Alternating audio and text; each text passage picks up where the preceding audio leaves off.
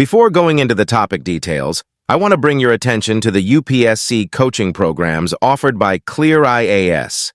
ClearIAS offers online and offline courses to help candidates get selected for prestigious government services like IAS, IPS, or IFS.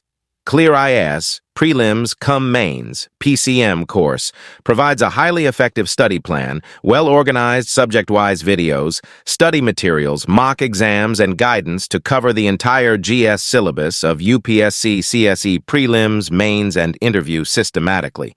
As a limited-period offer, there is a 40% discount on our online courses. Enroll now. When it comes to the legislature, we will be dealing with three important articles. Article number 79, article number 80, and article number 81. So legislature, as I have already told you, legislature at the union level is the Parliament of India. So article number 79 says that the Parliament of India consists of, the Parliament of India shall consist of the President of India, the House of People, and the Council of States. The Parliament of India shall consist of the House of People, the Council of States, and the President of India. In 1954, House of People has changed its name to Lok Sabha. Council of States has changed its names to Rajya Sabha. So now the Parliament consists of Lok Sabha, Rajya Sabha, and the President of India. So what does the Parliament consist of? Lok Sabha, Rajya Sabha, and the President of India. But be very careful. The President of India is not a member of Parliament. Okay, you would see, according to article number 79, the President of India is a part of the Parliament. So you can say that the President of India is an integral part of the Parliament. Integral part of the Parliament. But is he a member of the Parliament? No, sir, he is not a member of Parliament, which means he is not an MP. Okay, so do not get confused. If the UPSC asks you, according to article number 79 of the Indian Constitution, the President of India is the member of Parliament. No, he is an integral part of the Parliament, or he is a factor of the Parliament. Yes, but he is not a member of Parliament. Sir, then why do you say that article number 79 consists of the President of India? Sir, it is because according to the functions of the Parliament, the legislative process gets completed only when the President of India finally gives the assent. So that is the reason why we say that the Parliament consists of Lok Sabha, Rajya Sabha, and the President of India. So this is what article number 79 speaks about. What does article number 80 says? Article number 80 says about Rajya Sabha. Article number 80 says about Rajya Sabha, or the Council of States. Council of States. Now, what does article number 80 says? Article number 80 says the maximum strength of Rajya Sabha can be 250. The maximum strength of Rajya Sabha can be 250, out of which 238 members needs to be elected and 12 needs to be nominated. 238 needs to be elected and 12 needs to be nominated. Who will be nominating these 12 members? By the President of India. Sir, from which fields? They will be nominated from the fields of literature, arts, science, and social service. Okay, so they will be nominated from the fields of literature, arts, science, and social service. So 12 members will be nominated from the fields of literature, art, science, and social service. 238 members needs to be elected. That's it. So Rajya Sabha will be in total maybe consisting of maximum of 250 members. So be careful. I did not say that currently Rajya Sabha has 250 members. No, I said Rajya Sabha can have maximum of 250 members. It is maximum limit. Okay, right now you have only 245 members. Maximum limit is 250. Out of 250, 238 elected and 12 will be nominated. Fine. Now, in the same article number 80, it is provided that to Rajya Sabha there will be indirect elections conducted. Indirect elections. So, Rajya Sabha elections would be indirect elections.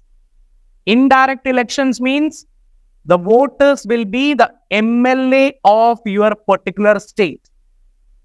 Fine. So, the people will vote the MLA. People will vote for the MLA and they will choose the members of Rajya Sabha. So, that is the reason why we say that Rajya Sabha elections are indirect elections. It is not direct election. Those are indirect elections. Point number 2. Sir, what type of elections does we conduct in Rajya Sabha? Sir, in India, the elections can be 2 types. One is FPTP. The second one is proportional representation. I hope you remember about FPTP and proportional representation, isn't it? What type of elections are conducted in Rajya Sabha? Is it FPTP or proportional representation? It is proportional representation. Fine. So, to Rajya Sabha, State Legislative Council, President of India, Vice President of India, the type of elections would be proportional representation type of election. FPTP or the first part, the post type elections are conducted to Lok Sabha, State Legislative Assembly, as well as the Panchayat, the municipalities, etc. You will have the elections, that is FPTP. Fine. So, article number 80 provides that the Rajya Sabha elections are indirect. The Rajya Sabha elections would be proportional representation by means of single transferable vote. Okay, the type of counting of vote is known as single transferable vote.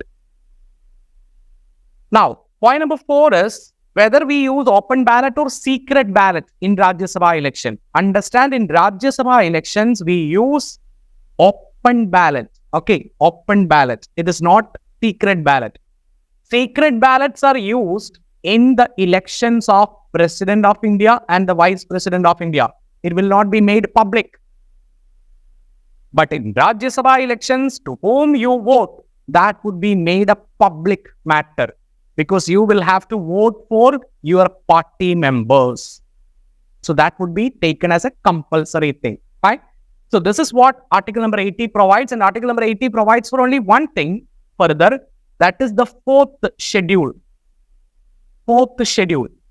Article 80 says that different states in India is provided with a different number of representation in Rajya Sabha. Say, for example, UP provides for 31 seats. Okay, the Uttar Pradesh, the state of Uttar Pradesh has got 31 seats in Rajya Sabha, while the state of Kerala has got only 9. So it is on the basis of population. So where will you get that list from? That list will be provided in the 4th schedule of the Indian Constitution. So allocation of seat is provided in the 4th schedule of the Indian Constitution. The 4th schedule of the Indian Constitution provides for the allocation of seats for the state in Rajya Sabha. Have you got it? Now, which all union territories have the representation in Rajya Sabha? That can be another question. Only 3 union territories. Number 1 is Delhi, 2 Puducherry, 3 is Jammu Kashmir. That's it. Over. So there is only 3 union territories that will get representation in Rajya Sabha, that is Delhi, Puducherry and Jammu Kashmir. Why? Because they are the most populated union territories. That is the reason why these 3 union territories have got representation in Rajya Sabha. Now, what about the term of Rajya Sabha? What about the term of Rajya Sabha? Is it 5 years, Is it 6 years, 4 years, 8? Is it 5 years?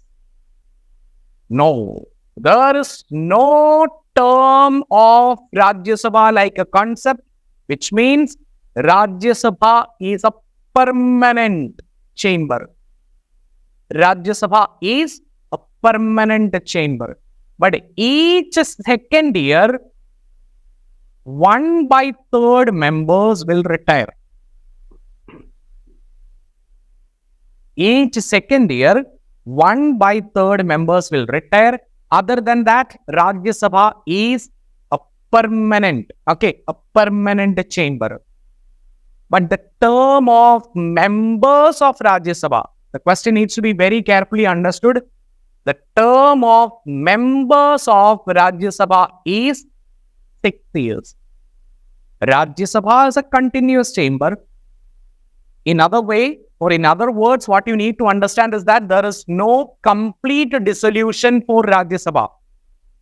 Only second year, each second year, 1/3 members will go out. No complete dissolution, which means Rajya Sabha is always existing. It is a permanent chamber. Each second year, 1/3 members will retire, which means the term of the members of Rajya Sabha is 6 years. Fine.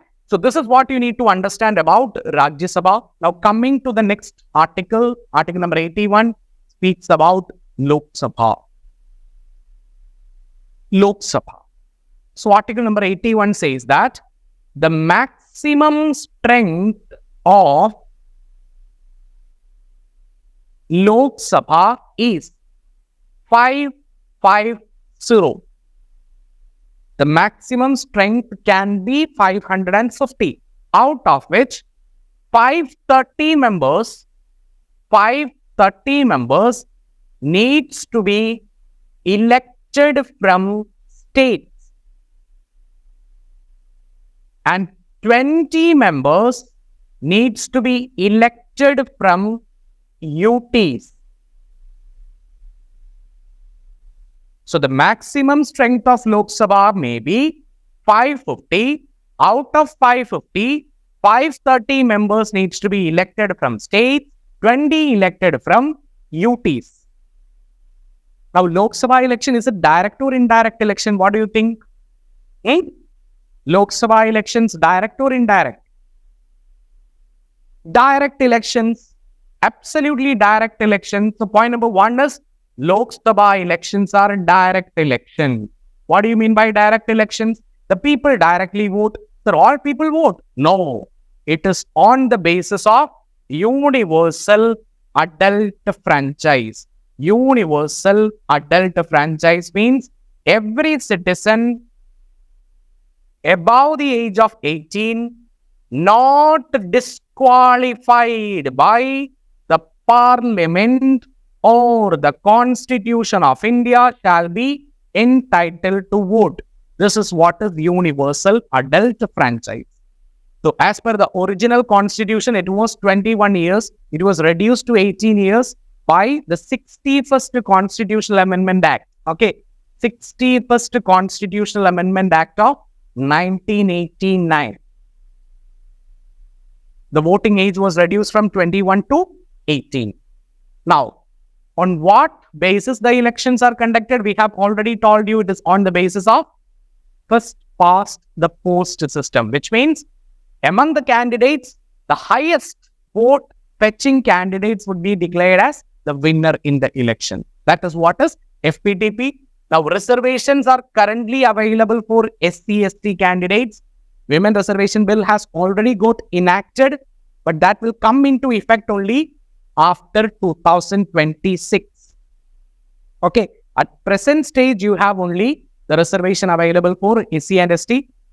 But once in 2026, we expect that there would be a census, and on the basis of that census, there would be a further allocation of seat for different states. And it would be only after that we would be able to include the women reservation to the Lok Sabha. Fine. Now, currently you have only the SC/ST reservation, and in Rajya Sabha, do you have reservation? No. That is the reason I have not told. So, Rajya Sabha, you have no reservation at all. Now, The presiding officer. The presiding officer of Lok Sabha is designated as Speaker. The presiding officer of Rajya Sabha, as I have told you, it is Chairman. In the absence of Speaker, you have Deputy Speaker in Lok Sabha. In the absence of Chairman, you have Deputy Chairman in Rajya Sabha. Okay, so the presiding officer, Speaker, Deputy Speaker, Chairman, Deputy Chairman. The designation is different. And it's important that we will have to learn in detail about the Speaker, Chairman, etc. once we go through the full-fledged course. Now just understand about the designation of the presiding officer. That's it. Now, the devices of the parliamentary proceedings. See, I have already told you that the executive is responsible to the legislature, isn't it? Executive is responsible to the legislature, which means the legislature will make accountable the executive. The members of the parliament, you would see that the members of the parliament, they would ask questions to the executive, the ministers. There will be question hour. There will be, say, for example, debates and discussions, isn't it? Why? Because the members of the parliament, they will ask questions to the ministers. They will have to answer the queries. Otherwise, the people will understand that there is some kind of discrepancies in the action of the Council of Ministers.